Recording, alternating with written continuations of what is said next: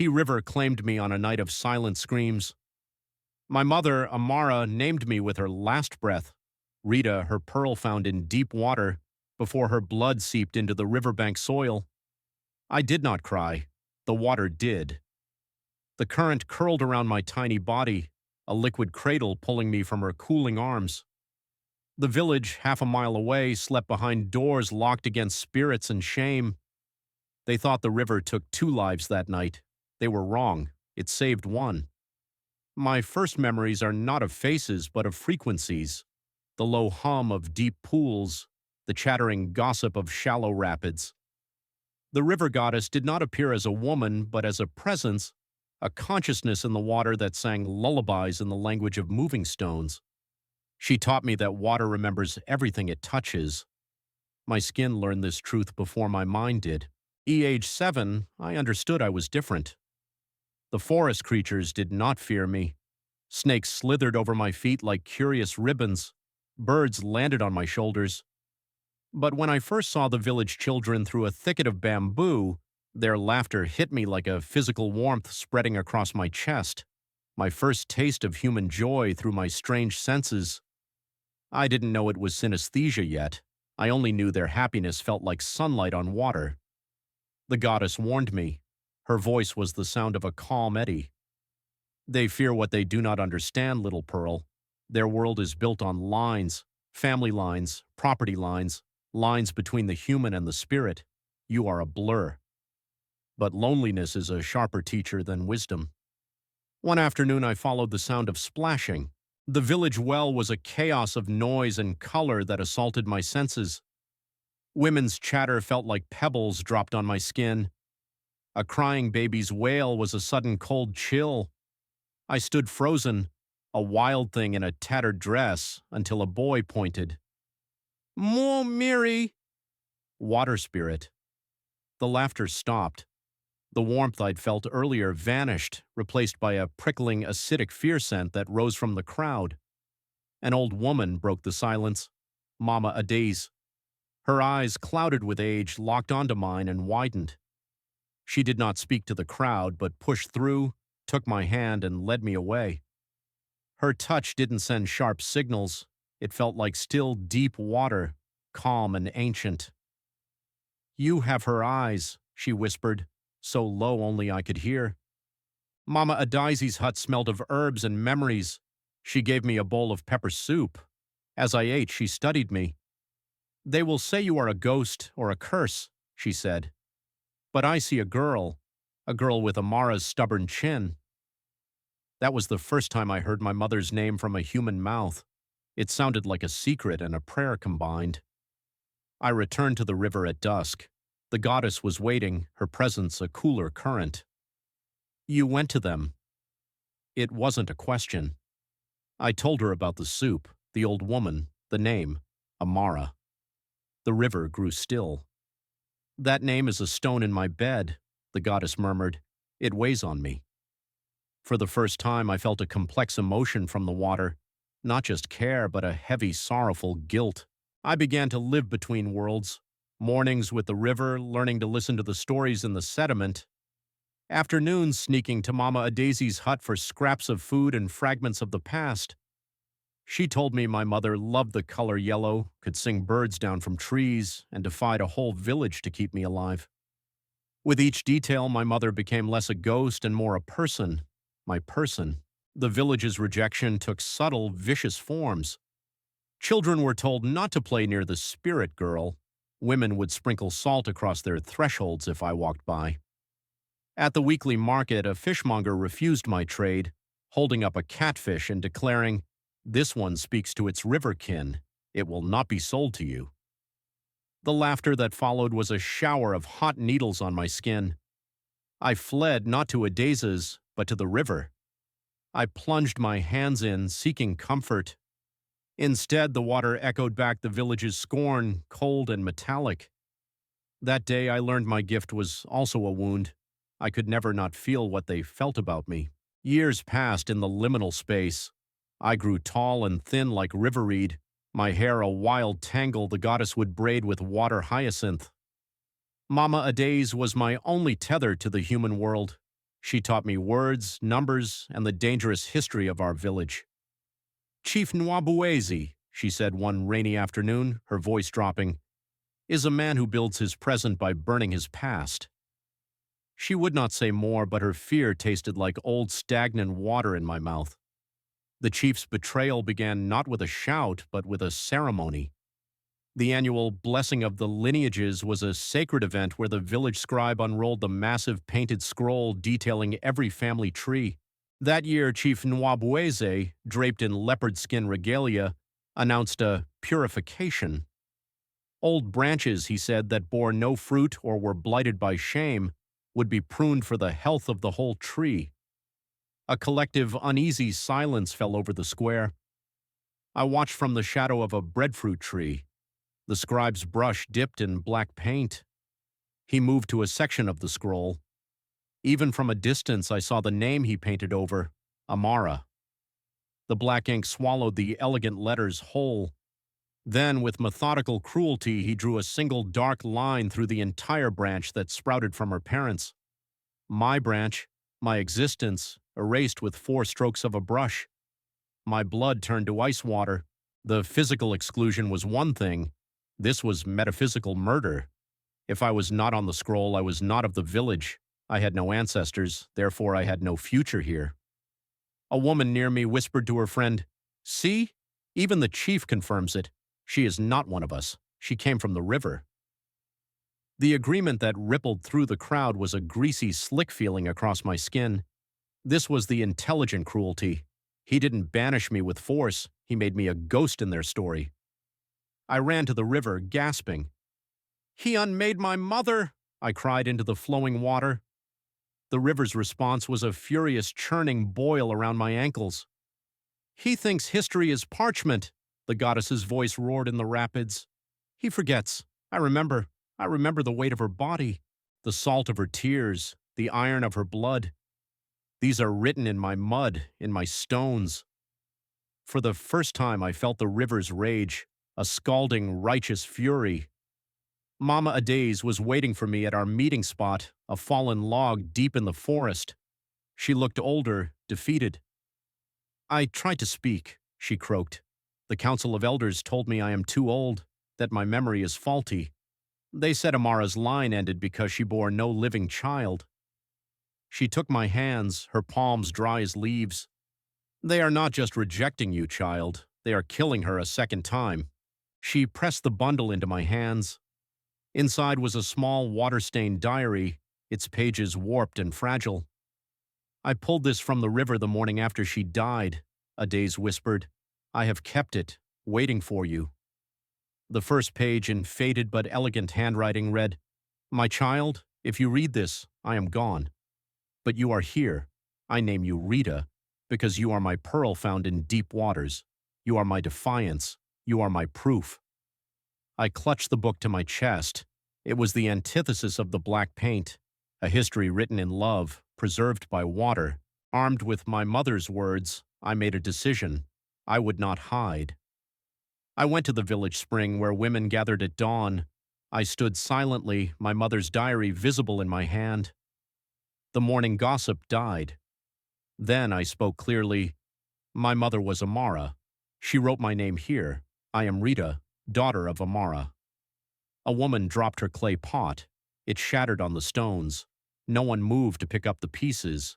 They just stared, as if I had spoken a forbidden spell. Chief Nwabuese's response was swift and indirect. That very afternoon, the village crier announced a new decree. By order of the chief and council, all unofficial records, all personal writings that contradict the official lineage scroll, are to be surrendered for verification. It was a confiscation order disguised as bureaucracy. They were coming for my proof. They were coming for my mother's voice. I hid the diary in the only place I knew they would never dare to look, deep in the river's embrace. I placed it in a hollowed gourd, sealed it with resin, and let the current carry it to a secret niche beneath a waterfall known as the Goddess's Veil. As I watched it disappear, the goddess's voice whispered, "Good. Now her truth is safe in my memory, and little Pearl, so are you." But I felt a new sensation, a severing. In protecting my human past, I had entrusted it wholly to the spirit world. The divide within me deepened. The drought began as a slow, relentless thirst. The sun became a brass gong hanging in a white sky. The river shrank, its voice diminishing to a parched whisper. For me, the drought was an internal agony. My synesthesia translated the river's pain into a constant desiccating ache in my own bones, a brittle cracking sensation as if my skeleton were turning to dust. The village's fear, meanwhile, curdled into a sour vinegar scent that clung to the air. Hunger became a sharp-toothed companion. The forest yielded less. Mama Adaisy had less to share. One evening, driven by the hollow gnawing in my belly, I approached a compound where the smell of aqua breadfruit porridge wafted over the fence. A woman saw me, her eyes widening not with pity but with superstition. She didn't shout. Instead, she took the pot from the fire, poured the porridge onto the dirt at her feet, and stirred it into the soil with her stick. "Better the earth eats it than a spirit steals its strength," she muttered. The message was clear. I was less than the dirt. I resorted to eating clay from the riverbank, udo. It filled the void but left my mouth tasting of barren earth. The goddess lamented, "They starve the daughter and blame the river. They cannot see they are connected." One day, fever found me. I lay shivering in the abandoned hunter's lean-to I sometimes used, my body burning while my senses swam with the river's distress. In my delirium, I called for my mother. The river answered. A small, directed swell of water breached the bank and flowed in a miraculous thread across 50 yards of dry land, right to the lean-to's entrance. 3 fat, gasping catfish flopped at my doorstep. It was a gift of desperate love, but a young goat herd saw it. His scream of "Ahomu," evil spirit, brought the village running. They saw the impossible trail of water on cracked earth, the fish dying at my threshold. Their collective judgment was a cold, heavy blanket smothering me. Chief Nwabwezi used the incident to solidify his narrative. At the next gathering, he spoke not with anger, but with paternal concern. "The river is angry. It sends its child to taunt us with its power, to show us it can give life to its own while withholding it from us. This is a spiritual warning."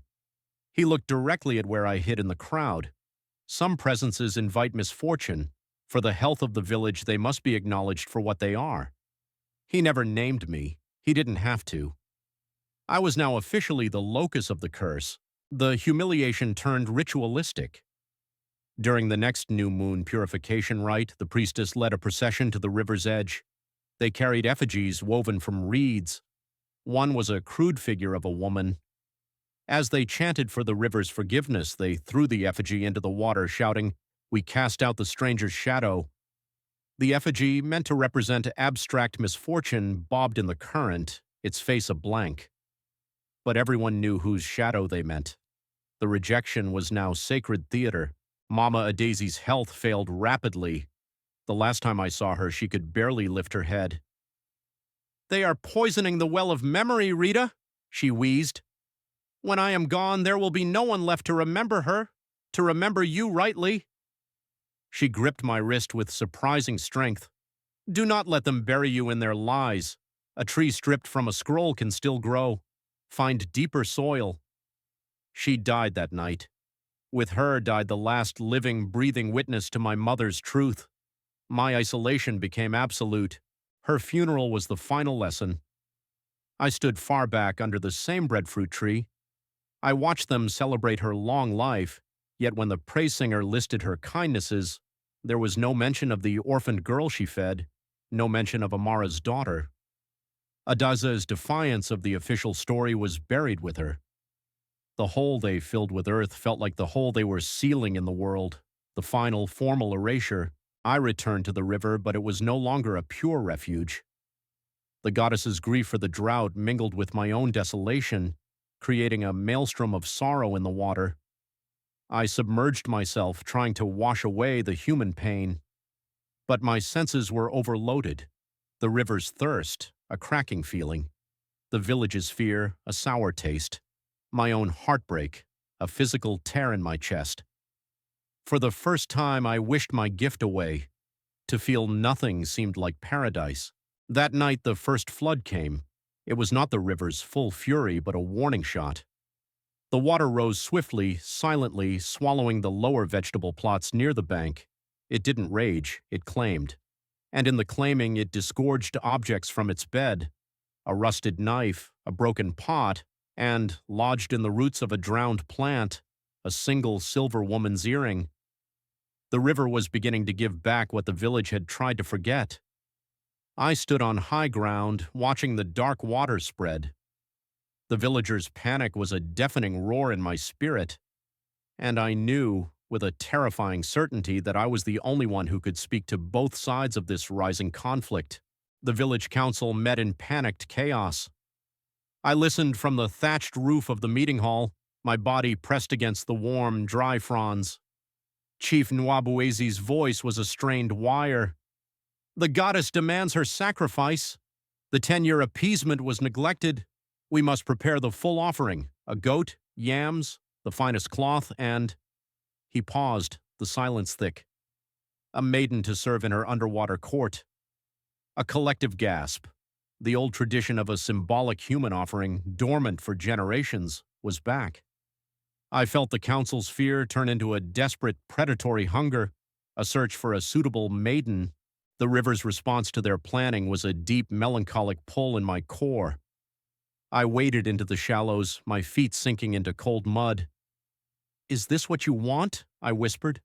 "A sacrifice?" The water around me grew still, then formed a slow, counterclockwise whirlpool. Images flickered in the swirling patterns, not of a greedy deity demanding tribute, but of clogged streams choked with village waste, of fishing nets left to rot, of the sacred songs for the river no longer sung at festivals. The emotion wasn't hunger, it was loneliness. The river was grieving forgotten respect. The council's search for a maiden zeroed in on the families with the least status. I saw 2 council elders visit the compound of a poor potter with 3 daughters. Their propositions were soft-spoken but clear. Honor for the family, a blessing for the chosen girl. It was a sanctioned kidnapping. The potter's terrified resistance was a bitter, coppery taste on the wind. They were creating a victim to solve a problem they'd created. And I realized with a jolt, this is what they wanted to do to me as a baby. The cycle was repeating. I retreated to the waterfall where I'd hidden my mother's diary. Retrieving the gourd, I held the fragile pages. My mother's final entry seared me. They call it sacrifice. I call it murder. I will not let them dress my child's death in tradition. If I must choose between my father's house and my daughter's breath, I choose the river. Let it take us both before I give them her soul. Her defiance was my inheritance. Not just a will to live, but a will to define. She refused their narrative. I had been begging for a place in theirs. My error was now blindingly clear. Standing beneath the pounding waterfall, I had my epiphany. The voice that came was my own, not the goddess's. I have been pleading for a home in their world while ignoring my sovereignty in this one. I am not a stray begging for scraps from their table. I am a threshold, a bridge. The goddess's presence warmed the water around me in approval. You begin to see, Pearl. You are the point of connection. But to connect, you must speak both languages, and you must be willing to be misunderstood by both sides. My plan formed not as a plea, but as a negotiation. I would not ask the goddess to stop the flooding out of pity for the village. I would broker a new pact. The village had to give something real, not a scapegoat, but change, and the river had to be patient. I needed leverage. I went to the flooded fields and did something I'd never dared. I used my gift intentionally, publicly.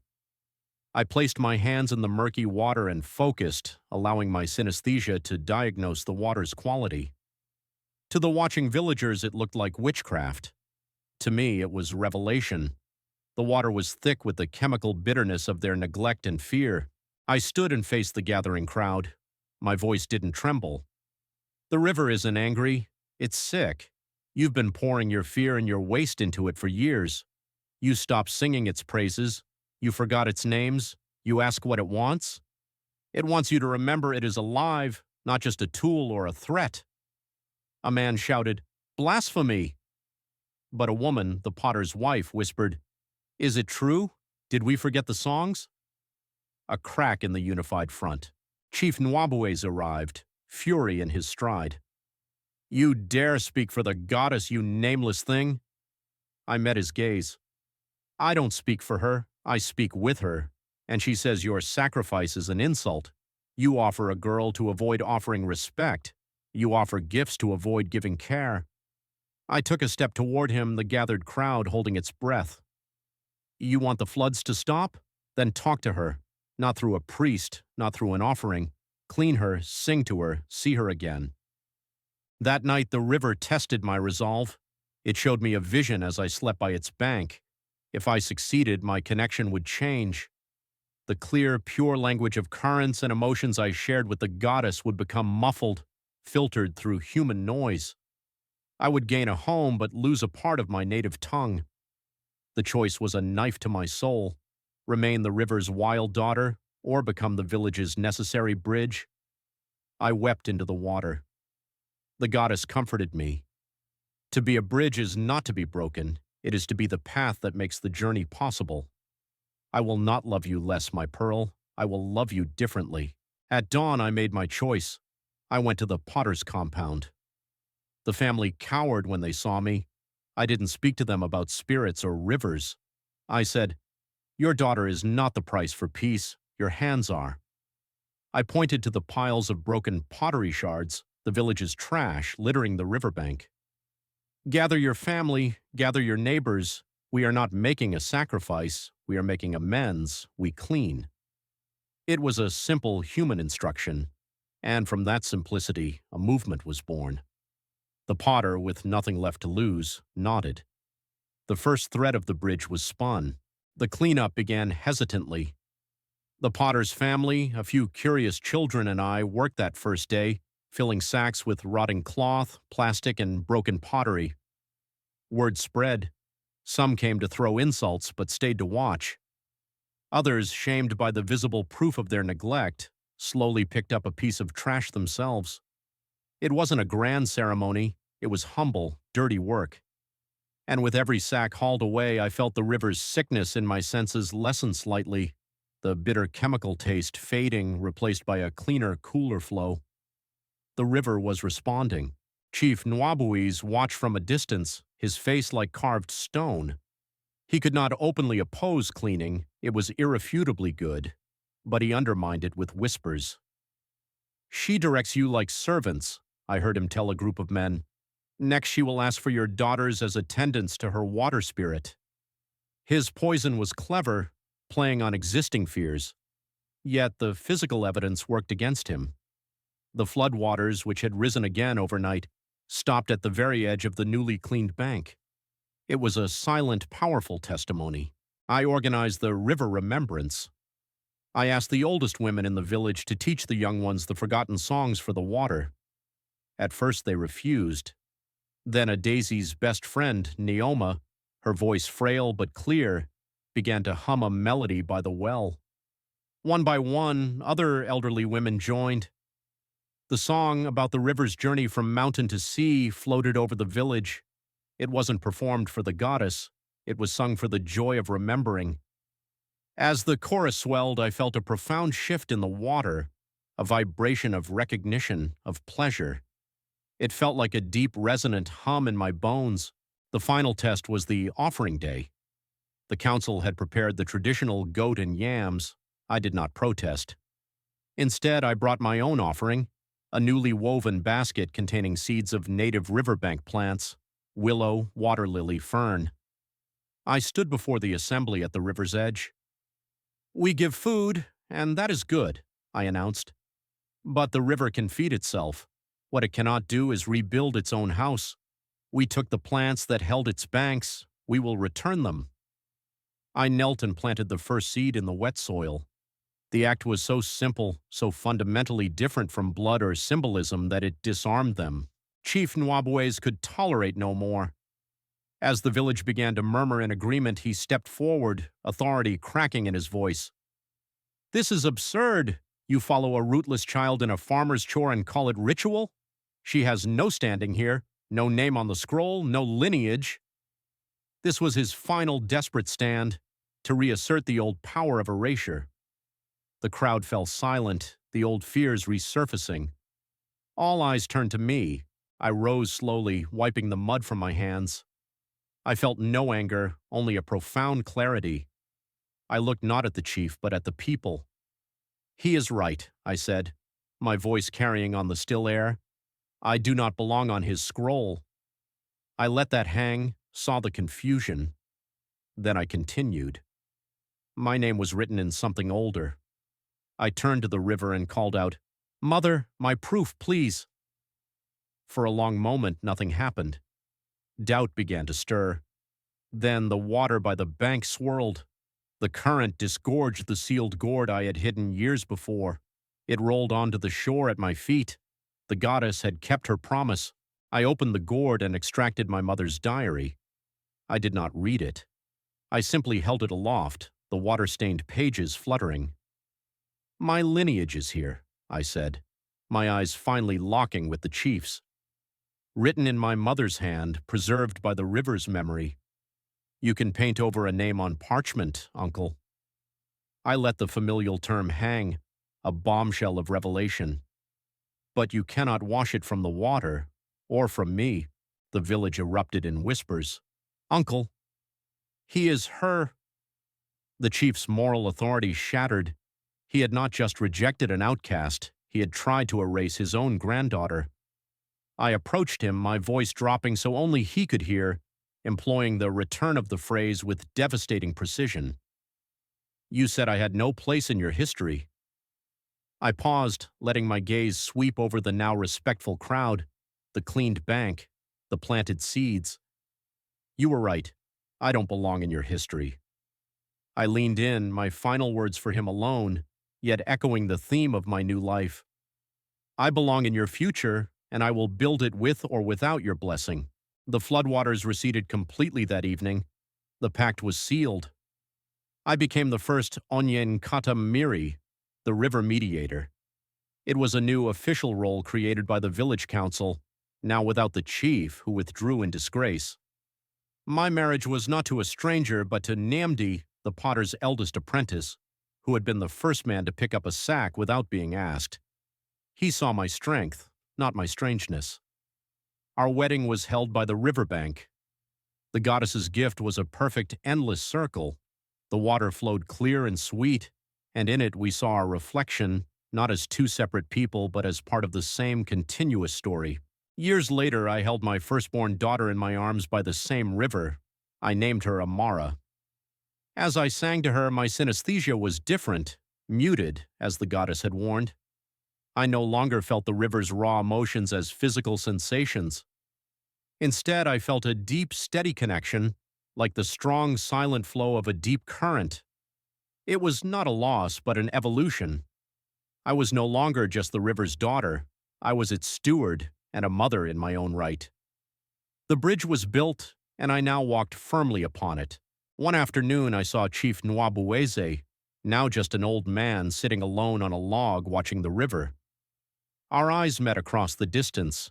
He did not approach, nor I him. There was no forgiveness spoken, no dramatic reconciliation, but there was a silent acknowledgement. He saw the thriving village, the clean river, the child named Amara playing by the bank. The future I had built was all around him, and he was a relic in it. The ultimate poetic justice was not his humiliation, but his irrelevance. I turned my back and walked home, where the smell of ukwa porridge, enough for everyone, waited. The girl who ate clay now fed a family. The child without roots had become the pillar of the land. And the river, once feared, flowed peacefully beside us, a living memory, a constant friend.